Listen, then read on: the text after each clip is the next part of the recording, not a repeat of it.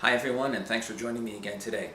So the next couple of videos that I'm planning on putting together will require a little bit of knowledge on intervals, and we'll spend a few minutes today talking about what intervals are. So here we are at a piano, which is a very simple way to visualize our intervals. Let's start with middle C. Now remember that our definition said that that an interval is the distance between two pitches. What happens if we start with one pitch, middle C, and we don't go anywhere? Let's say middle C is our beginning pitch and our end pitch. Those two notes would be considered a unison. Unison starts with the prefix uni, which of course means one. So that's a unison.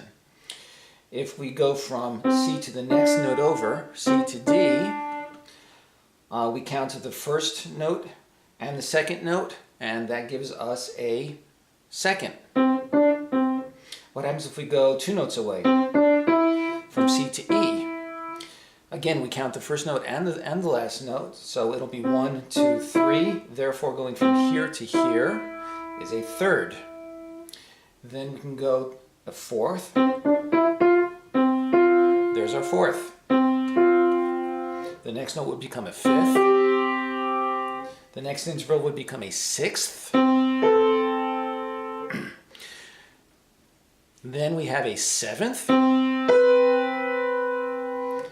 then when we go from C to C, that'll be an eighth, more commonly referred to as an octave. Oct, O-C-T, is a prefix which of course means 8. Now, some of the intervals that we talked about, the unison, the fourth, the fifth, and the octave, those are all special in that they're called perfect intervals.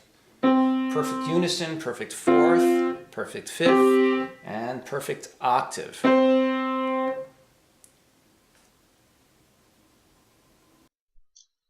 So here's what the intervals look like when written out in notation.